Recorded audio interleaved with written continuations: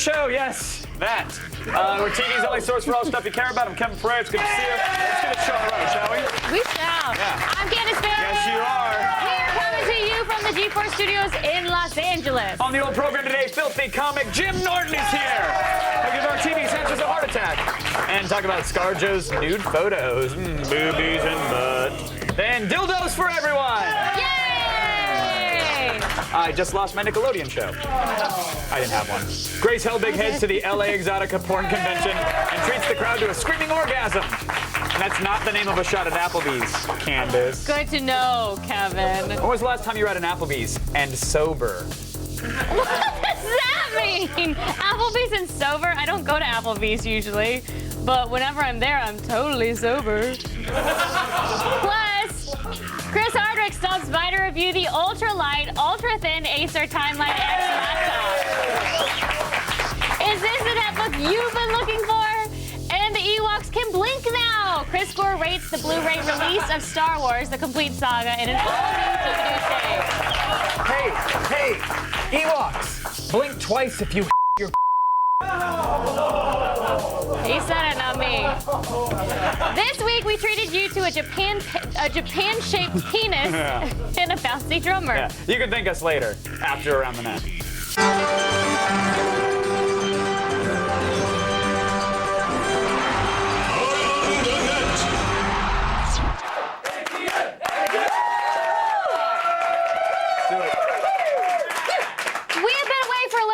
We wanted to just jump right back into the saddle with our first Around the Net. Yeah, so without further ado, here's a video from Japan.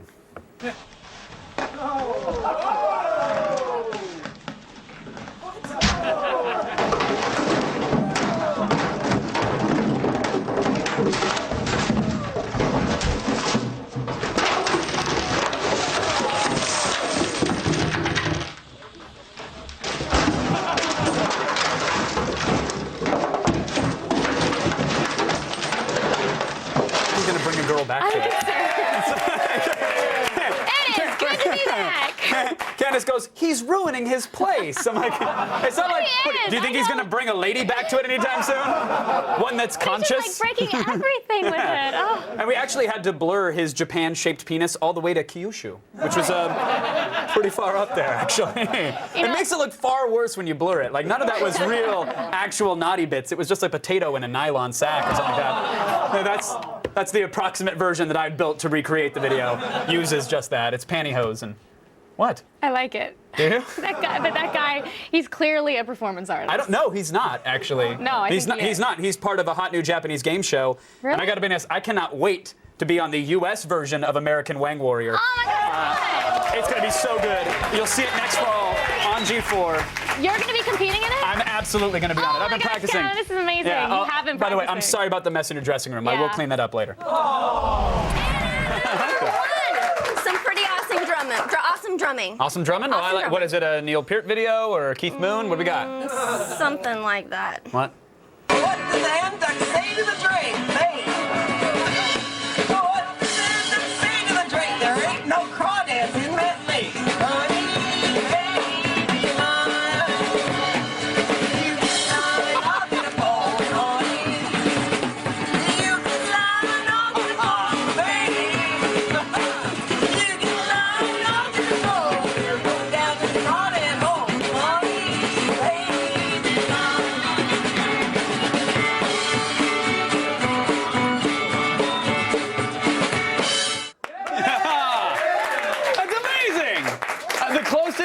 Closest I've ever come to that is drumming after 2 liters of plastic bottle vodka.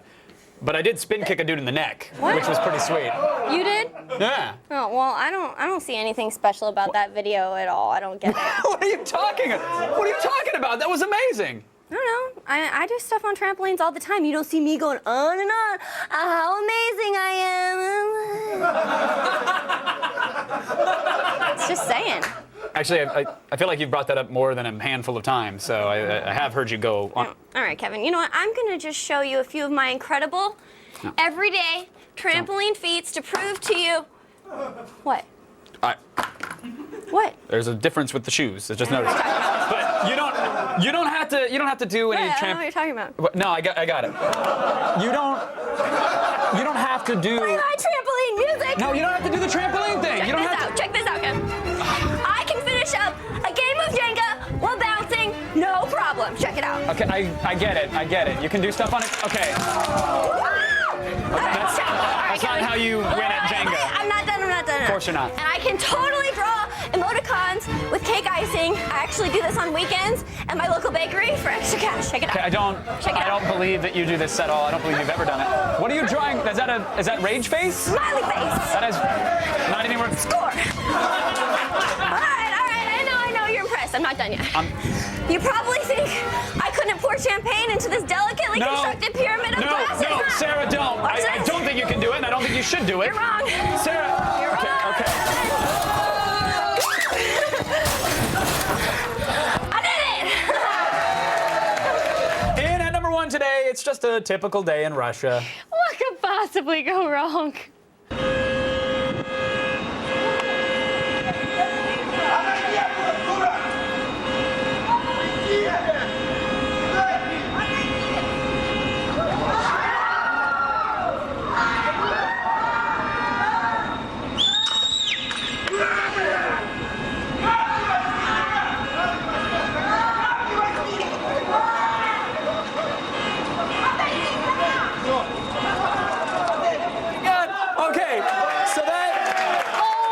So good. So good. I saw the video and thought, okay, that's great. It's so close to perfect. It's just missing one little thing.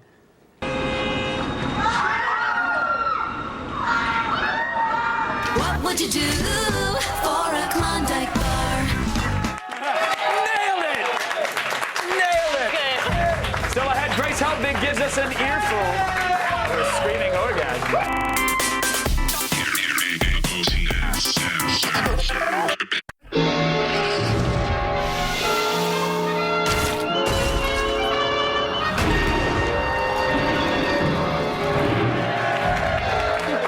This week, Grace Helbig went to a porn convention to meet adult film stars and things that you put inside of adult film stars. She also saw those things. Things like penises.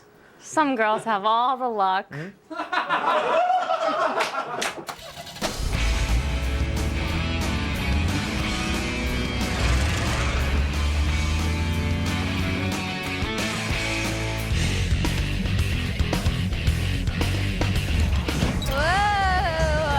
Exotica. You know, they say porn's supposed to be a very lucrative business, and as an entertainer, I feel like I should look around, maybe weigh my options a little bit. Hi, can I join you?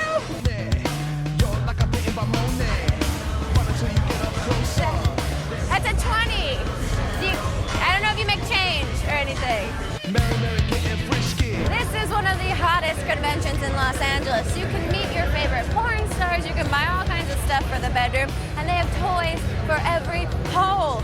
And I'm gonna find them, whether I want to or not. And I think I want to. Oh, it's working. I feel like a horse. I could introduce you. Oh my God. You know, when I went to college, I thought I have. Oh my God. I'm fun. It's never going to be the same. This has just been a pure joy. Oh, I'm glad to hear that. Porn. Everyone with eyes watches it, but what about the people that don't have eyes? How do they experience it?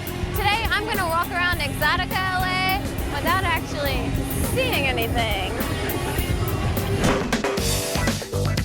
Whoa, sorry. Are you okay? I'm great, but I might need some help. All right, let me show you around. Yes, thank you. This feels like some sort of weapon of mass destruction. It feels like I'm holding a. I feel like my mom can probably meet this guy, and they might get along really well. Oh no, I'm good. I got one of the ear ones. You can hear the ocean.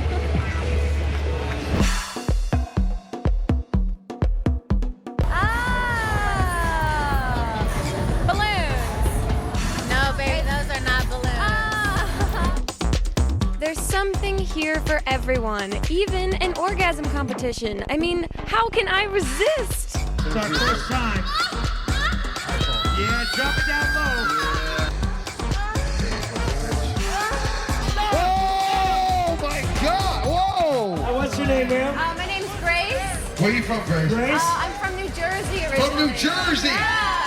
Here's what I need you to do. I need you to look around the crowd. Hi, crowd. You're gonna make love to everybody in the crowd. Everybody at one Oh my time. God, I'm gonna all of you. Oh! That's weird. Ooh, that's ouch, ouch, ouch, ouch, ouch, ouch, ouch, ouch, ouch, ouch, ouch, ouch. You can leave my apartment now. Thank you. The winner is contestant number 4 from New Jersey. Oh, from Jersey. Apparently everybody likes it when it hurts them. I don't know. Now, what are you gonna do with all these sex toys? I'm gonna give them away to charity. Wow, I like Exotica. I mean, I was kind of kidding when I said that maybe I could have a career in porn, but I'm clearly really good at this. So thank you, LA Exotica. I'm your new porn star. I'm gonna have so much sex.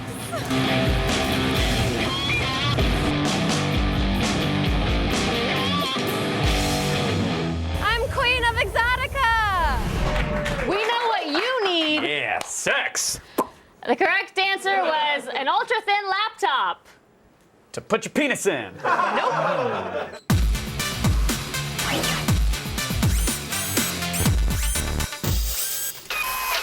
Looking for a thin and powerful laptop on a budget? Well, the 13-inch Acer Timeline X might just be the computer for you.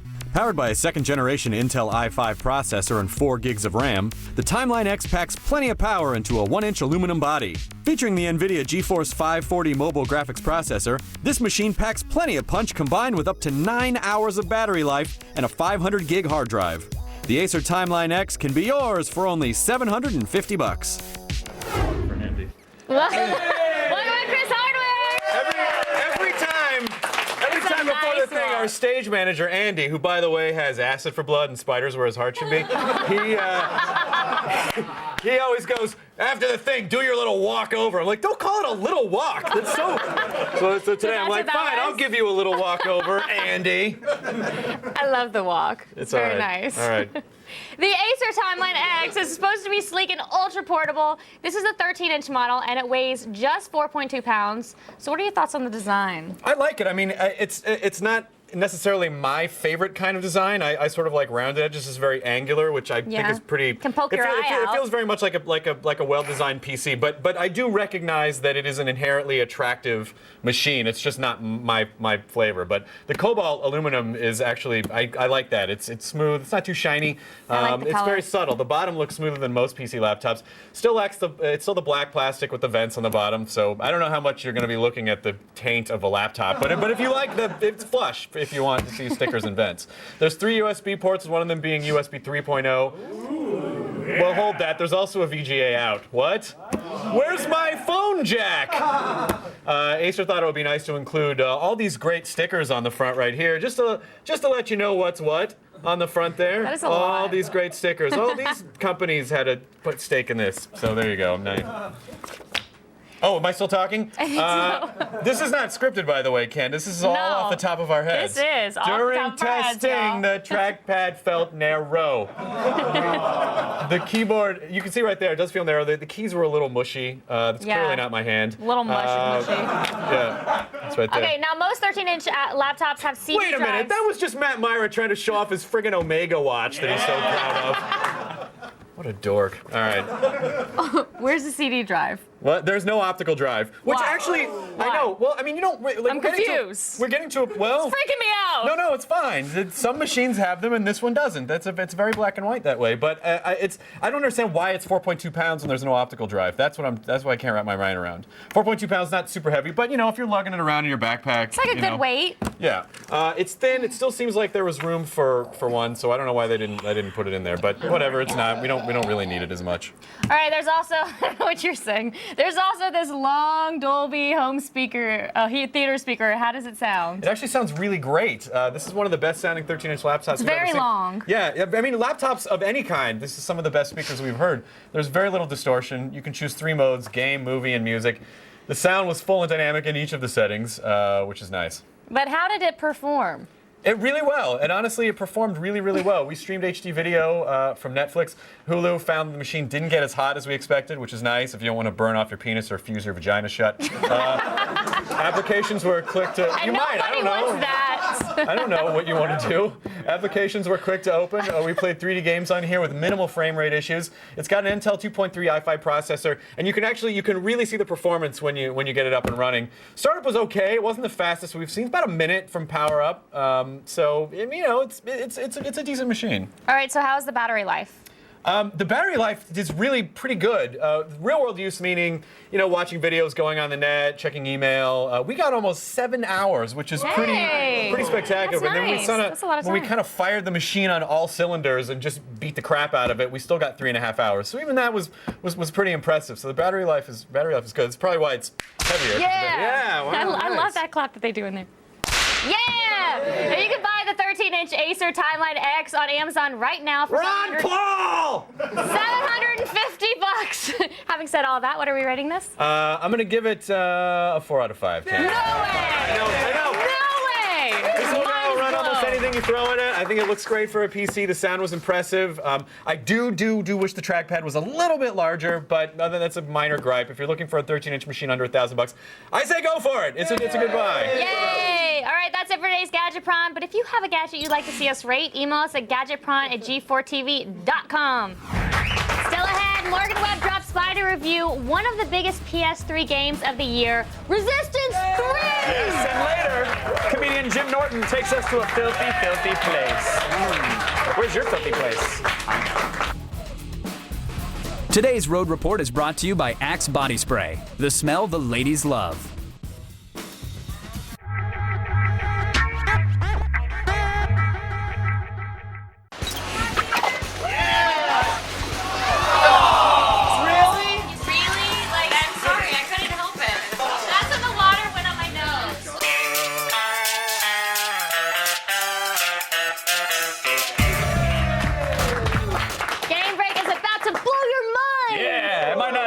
It might not be what you want blown, but it's as good as this show's gonna get, so just take it.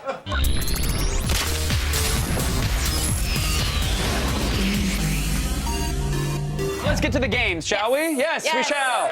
Resistance 3 came out last week. Yes. This is the third in the series. Where does it take us? It takes us, so basically humanity has kind of lost this war, and they're just trying to survive, and so it has a very post-apocalyptic setting. But then you, Joe Capelli, he was an I know, the names are dumb. That's all right. An ex-military man, and you kind of go out on this lone mission to do this Hail Mary mission to save the planet. Right. Oh, we're doomed. Turns out, wait a minute, one guy could save it all. This doctor guy happens to know this secret way to kill them all. And doctors are always the most badass with guns. It's either doctors or physicists in first-person shooters. He has glasses. That's how you know he's smart. Got it. So what are we getting out of the single player, which is, I'm assuming, what we're looking at here? I loved the single-player campaign. Now, something that I've always loved about Insomniac games is they have a sense of whimsy. So while it does have this post-apocalyptic setting and this very sort of realistic, in quotes, world, you also have a lot of really interesting weapons, and you can switch between them on the weapon wheel at will, so then you can actually have some strategy, manage your ammo differently,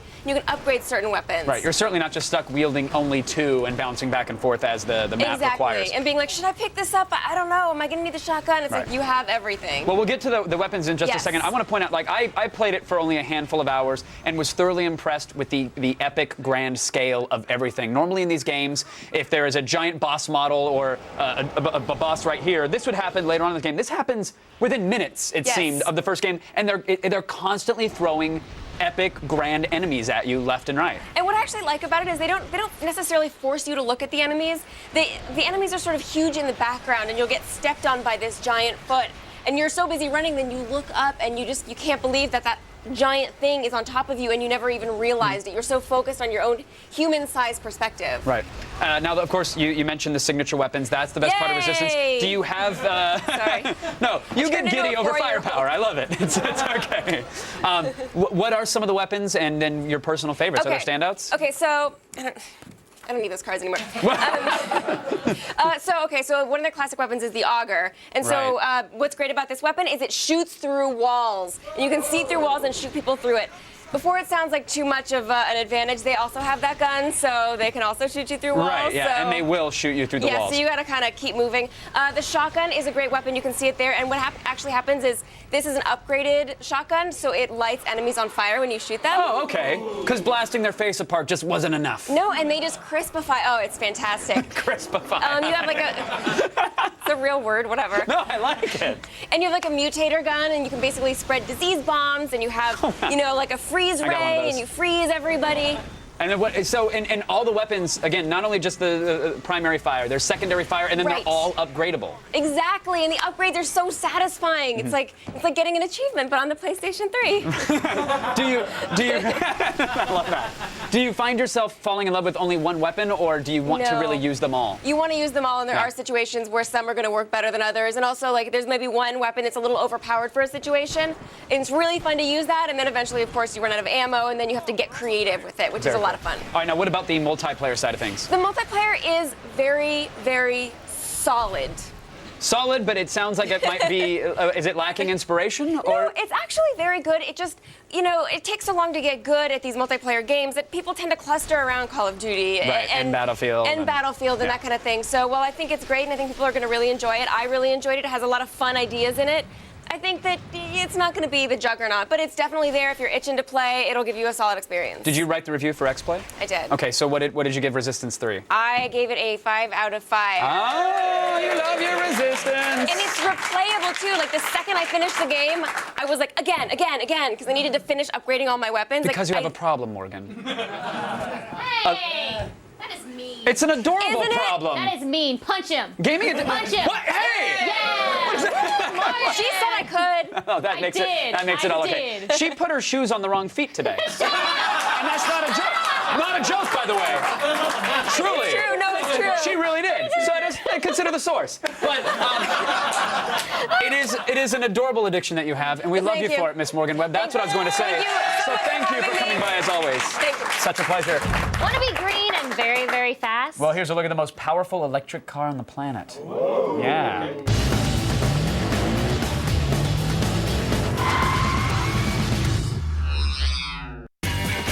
With new rides rolling off the assembly line each day, you need to give drivers what they've been asking for: power and efficiency.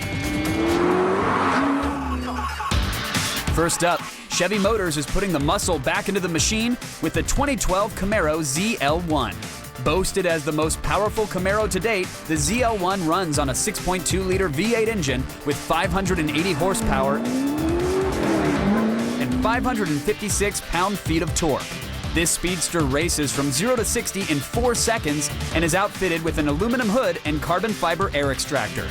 This helps with the car's aerodynamics in making tighter turns and staying on the ground.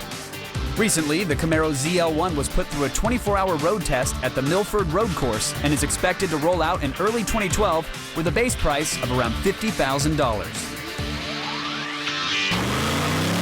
But if American classics aren't your style, then head on over to the Frankfurt Auto Show in Germany for all the electric rides that you can shake your hoons at. Opel and Vauxhall Motors are making the future affordable with an urban transport concept car. This yet-to-be-named vehicle looks like it belongs in Minority Report, with its aerodynamic design and wider wheels in the front. Details are scarce, but we do know that this transport will seat 2 and have a top speed of 75 miles per hour. In terms of affordability, this car can drive 60 miles on $1 worth of energy, and there's even a slower model for teenage drivers that maxes out at 30 miles per hour. There's no price yet for this concept car, but we'll find out more details when it debuts at the Frankfurt Auto Show this week. Another electric car that will be turning heads in Germany is the Chimera All-Electric GT, the most powerful electric car on Earth. A conglomerate of several companies and corporations from around the world, such as T-Systems and Zeb Solar, came together to create the Chimera to promote the use of electric vehicles. This zero-emissions roadster is powered by lithium-ion batteries and runs on 3 electric motors, outputting 700 horsepower. This electric supercar has a carbon fiber body and weighs over 3,000 pounds. It rockets from 0 to 60 in 3.5 seconds, proving that you don't need to burn fuel to burn rubber. There's no price on this prototype just yet, but the car is probably not street legal anyways. The Chimera GT will also be making its debut at the Frankfurt Auto Show this week.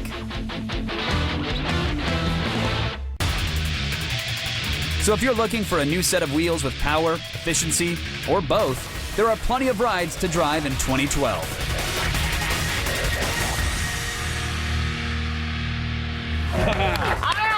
One's drunk and crabby, the other's short and stabby. Do it like a song. Do it like a song. Do it like a song. All right. One's drunk and crabby, the other's short and stabby. Together, Iron Man and Wolverine are TV's odd couple. That's good. I like that. Except for the other odd couple that was called the Odd Couple, of course. But this Friday, Tony Stark meets a girl with strange powers, and he's compelled to protect her. You know, like a gentleman in power armor would, of course. Check out G4TV.com/Marvel for a website that will kind of maybe support what we just told you. Stay tuned, comedian Jim Norton is here.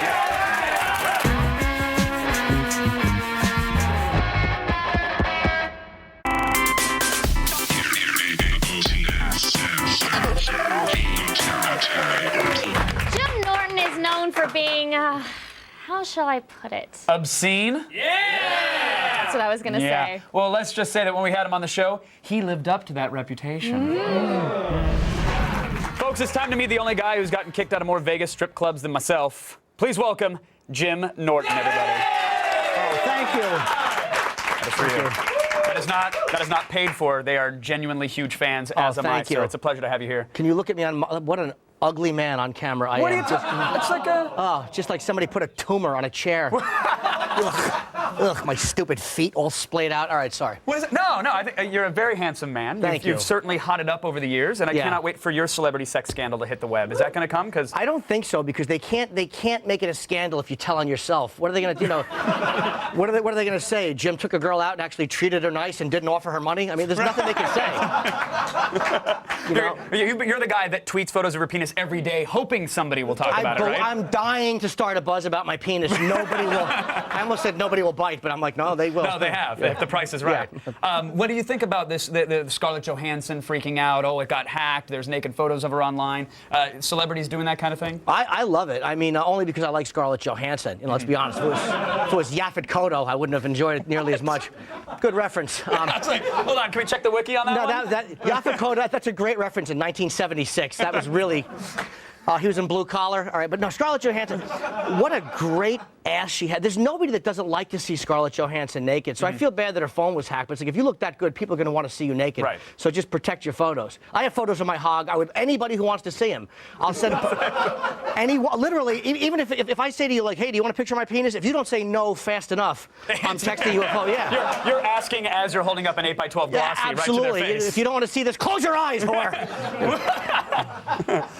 Good to see you, Mom. She took it. Exactly. Now, while we're on the subject of photos of penises, I am shocked you did not grab one of Ron Jeremy's. Because we learned on your CD that you actually engaged in a threesome with Ron Jeremy, and you didn't get a photo. I do have photos. I have two photos of from the event? From the event. Dennis Hoff, the owner of the Bunny Ranch, took them. It was me and Ron. Picture the letter H. That's pretty much with the girl in between us. That was what we looked like together, and I would imagine the A, because I thought you guys were high-fiving over her, like Eiffel Tower style. No, she was on her hands and knees in between us. Ron invited. It looks like Ron has sweatpants on, and it looks like that he's not naked, but he really was having sex with her. And for me, I look like so awful. I'm in my suit, and I'm like that, like I just and you could actually you could see my mule in both pictures. It was really, they're great shots. Yeah, I'll show you after. Was it like a Sears portrait studio? There was a tasteful backdrop and a soccer ball that she was kneeling on? Yeah, it was really nice. It was like a cloud backdrop we put in, something just for the family. Where do you keep photos like that on your phone, or do you print them out, put them on the fridge? What do you do with something like that? You can't really show them off. Oh, yes, you can. Absolutely. Of course you can. I would love that. I'm It's a sorry. train with Ron Jeremy. Who would object to that? That's acceptable in all circles. But yeah, I'll show anybody who wants to see it. I love it because my hog looks really good in it, which is abnormal, you know. Was it? Yeah. Was there a smoke machine? Was it backlit? Why is it? Well, there's Photoshop. You know, there's always ways to zoom and, you know. I wanted to. Did we just cut to a photo of it? Did I miss that? No. Oh, okay, good. You are very active on Twitter, which I love, and recently you talked about the director of The Exorcist, William Friedkin, yes. He's catching a lot of flack right now. He basically said, for those who don't know, that Hollywood is out of ideas. They're sort of dumbing down the industry. It's lowest common denominator with these comic book movies and whatnot. And you were on his side. Are you defending him? 100%. It's not that I don't like comic book movies. I think they're great. But what he's saying is that the people that used to run the studios were like, I think, people that made movies, and now they're all agents and lawyers. Nobody likes lawyers. Nobody enjoys a creative decision from a lawyer. Because the lawyer's never going to go, well, here's what's funniest. You know, he's going to go, well, here's what will prevent litigation. You know, who wants to talk to a guy like that? Right. Lawyers should be burned alive. Nobody thinks they're funny or interesting. So William Friedkin was right. And when you look at the movie, all they're doing is remaking movies. Straw Dogs is coming out. That should be great. It was great in the 70s when Dustin Hoffman did it. Right. I understand remaking movies. Why am I talking so quick? We get it, Jim. We get it. There's nothing worse than somebody talking too fast. They think they're not being heard. I'm sorry. That's my little man complex. I thought you talked to your hand. Yeah, I do. But what about adding, like, Top Gun's coming back, but now it's in 3D. You gotta love that, right? That's what I'd love to see homoerotic stuff coming right at me. That's really, oh, that's perfect. That's good. Oh, look, it's Goose. You know. Yeah, I don't mean to. No, that's true. I don't mean to blow it for anybody, but Goose dies. Any CG. I followed you for years because, again, I am a legitimate huge fan of yours. Thank you, man. And I don't. When you say something like what I'm about to say, it might sound disrespectful, and it's not. But it seems like recently you've blown up. Like recently, last few years or so, it seemed like, was there a switch that flipped or a corner that was turned for you? Am I completely off base? No, not at all. I mean, it's just progressive. It's like anything you do, because I'm doing radio and I'm writing and I've done some TV stuff. It's almost like my stupid face just shows up, and people after a while have to do something with it, because it's like, all right, that thing again. So I find that I don't think I'm too good to do anything. Like I do a lot of the late night talk shows and this and Fox and I do E and any channel that would have me on. I love to talk. So I think it's just cumulative, to be honest. Like, Are we going to see you on Sprout anytime soon? I don't even know what Sprout is, but if they'll have me, I'll do it. Oh, God. It's like, you on Yo Gabba Gabba would explode my mind. If there's any way we could get you on that. Oh, dude, I would get naked and crawl into a badger hole. If they were That wasn't a euphemism, was it? No, not okay, at all. I didn't think so. Now, are you at a point, though, where creatively you're in control of your own destiny? If you want to do a project, it can happen? Or are you still beholden to the lawyers that are making decisions in this You're world? always going to be beholden to them. I mean, certain guys have what they say, final edit. You know, Spielberg, Kubrick had it, but all of us have to play the same game. But I feel creatively now I can kind of do what I want, and the price you pay for doing what you want is you don't get as many opportunities as you would like to get. But at the end of the day, I like what I do. So it's like, you know, you have to it's a trade-off. If I like what I do, am I willing to accept less opportunities? And at this point, yes. Well, whatever you do, we'll be watching. We are all huge fans, and it's a pleasure to have you here. I appreciate you guys having me. Thank you so much. Appreciate it. Thanks, man. Jim Norton, everybody. You guys can check him out on Opie and Anthony every single damn day, and on Twitter at Jim Norton, and every tweets. He's also performing live at the Tampa Improv starting September 29th. Chris Gore is here to review the Star Wars Blu-ray box set. Yeah. He didn't kill any Bothans that we know of, but knowing Gore, he probably killed something to bring us this review. Fail. You're dead. Major fail. Fail. Good. Fail, fail, fail, fail. You lose. But we can't. We're too different. We're not so different. Different shape, different color. We're both balls. Coming up on Attack of the Show, Mary Lynn Rice Cub will be here live to give us the lowdown on her new sitcom, How to Be a Gentleman. Then we check out the new Marty McFly kicks in Sneakerheads. Plus, Carmen Electra will be here live with her new flick, Mardi Gras Spring Break. Adam Sessler reviews one of the biggest, most highly anticipated games of the year, Gears of War 3. And MMA legend Ken Shamrock drops in to break down UFC 135, John Jones versus Rampage Jackson. See it starting Monday. It's Star Wars Blu-ray release day, and Chris Gore's here. It's a trap!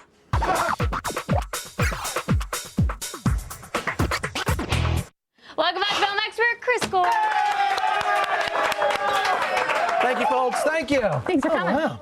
It's Now, why Hug don't Friday. you do the honors and introduce what we're looking at in today's special DVDs Day? Well, it's Star Wars: The Complete Saga on Blu-ray, folks. All right. Woo. Now, there's been a lot of talk about how Lucas altered a few scenes from their original state. What are some of the things that changed, and what's your take on it? Well, I don't have a problem with the changes that, like, don't change the story, like matte lines and whatnot. But you've got blinking Ewoks. He added Ewoks that blink, which actually makes them look more real. You've got Darth Vader saying "No, no" again at the end of Return of the Jedi. You've got sort of a different sound for this dragon that Obi-Wan imitates in the original Star Wars. I don't have a problem with any of the changes that kind of fix things. I do have a problem with changes that alter the story, like Greedo shooting first. I think that's a problem for me. I don't like those changes. Yeah. But, why do you think he did this? Well, but my whole take on the changes is, no one is more fan-friendly than George Lucas. He's allowed fans to make their own fan films. He even provides original sound effects on the Star Wars website and has a fan film festival. It's kind of like George just wants to play with his own toys. Yeah. And I think it's a little arrogant of fans to say, like, we get to make all these movies with your licensed characters and whatnot and have fun playing, but he can't play with them. So now I kind of look at the Star Wars, every time they make an alteration as George is just making his own fan films. Okay. That's what he's doing. All right. And you know what? It doesn't bug me anymore. I've just accepted it. I've embraced it. Okay, tell me about the deleted scenes. This is one of the best parts of it. The deleted scenes we've never seen before. Luke saying goodbye to Biggs as he goes to join the rebellion. You find out the fate of Lobot actually in Cloud City. You've got Luke doing more training on Dagobah with Yoda. And then some stuff in Return of the Jedi. You've got Luke actually making his lightsaber as Darth Vader tries to communicate and reach out to him. It's really cool. It shows all these extra things. The deleted scenes, I had a smile on my face to the point where my face hurt because I've never seen this stuff before. I thought I knew everything about Star Wars. And you didn't. I didn't. Now, how are the It's other amazing. extras? All kinds of really good extras. There's a documentary about the 501st and their charity work leading to a Rose Bowl march that they do, which is awesome. It's a 90-minute documentary. Another compilation of, it's called spoofs on there, but really what it is sort of Star Wars popping up in pop culture. There's a thing called the archives in which you actually get to see like original props and models and whatnot. Oh, that's neat. And just so much stuff that we've never seen before, like early lightsaber tests. I mean, it's really a compilation of everything from like Lucas's, must be from his Betamax collection. Okay. Really, because I mean, the quality varies on this stuff, but who cares? You're seeing stuff that you've never seen before, and it's just for anyone that's a true fan like myself, it's just jaw-dropping. I'm just amazed. Now, if somebody's going back and watching the films for the first time around, should they start with the original films, or which order do you think? Oh, no, which absolutely not. I want you to remember these numbers. The correct way to watch the Star Wars sexology, however you say it, the 6 films is 4, 5. Then go back 1, 2, 3, and then 6. Because episode 5 is kind of a cliffhanger. You go back. It's sort of, I call it the Godfather 2 cut. Because it is in a way like you meet Luke, then you see his the young father, you see what's going on, and then you see the sort of contrast of the two, their two journeys. So 4, 5, 1, 2, 3, 6. Yes, so when you watch them, make sure you watch 4, 5, 1, 2, 3, 6. You guys hear that? Write it down. All right, what's the bottom line? Bottom line is buy it. Buy it. All right. And I guarantee this will not be the last time I will buy Star Wars. I'm sure. I have no doubt. Haven't you bought it like 13 times? I bought it like 15 times. Oh my God. Laserdisc and VHS letterbox and Criterion Collection and Special Edition Laserdisc and Japanese Laserdisc, all over the place. All right. Thanks, Chris. Thank you. Thank you. For more Gore, follow him on Twitter at @ChrisGore. And now let's go over to Kevin. No applause? No. Oh, all right. Hey, do you want small plastic replicas of incredibly ripped men? Yeah. Prepare to be delighted, perverts.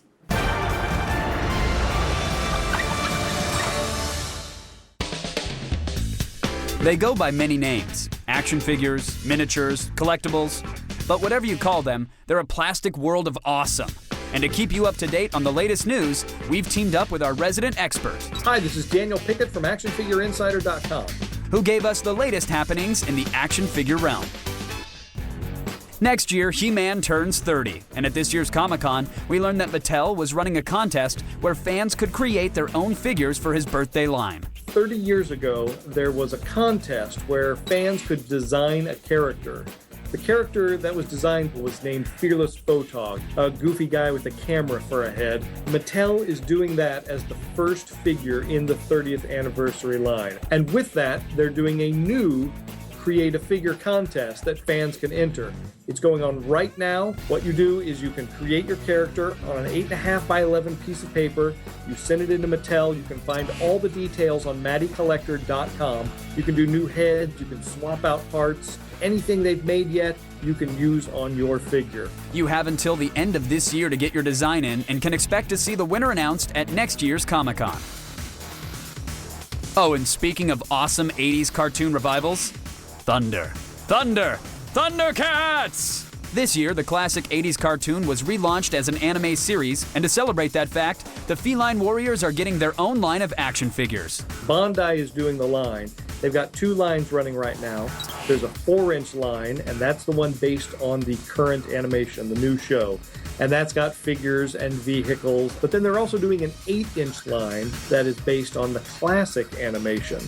And people are really digging that too, because it's fully posable, 8-inch figure, great detail, great accessories. Both the classic and the new animation are in stores right now. I've heard Toys R Us is getting most of the new stuff earlier than some of the other stores, so that may be your best bet in finding them.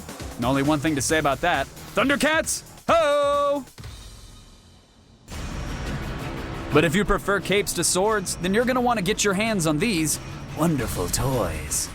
We know that Sideshow Collectibles has teamed up with Hot Toys. They have got the rights to the '89 Batman movie, and they showed off some spectacular 12-inch figures of Michael Keaton as Batman and Jack Nicholson as the Joker. These things are stunning, top-of-the-line figures. It's part of Hot Toys' DX line, which has that eyeball movement, so you can actually position the eyes in the face. The Batman figure has 3 different mouth plates that you can take off. The Nicholson character has both of the costumes, the Joker costumes, that you can switch out. They're gonna run you roughly $250 a piece, depending on where you get them from, but worth every penny. These superhero figures will be available at the end of this year and can be picked up over at SideshowToy.com. So there you have it. All the latest sword-swinging and cape-wearing news to help you get your action figure fix. Many thanks to Al Harrington, Grace Helbig, Morgan Webb, Chris Hardwick, Jim Norton, Chris Gore,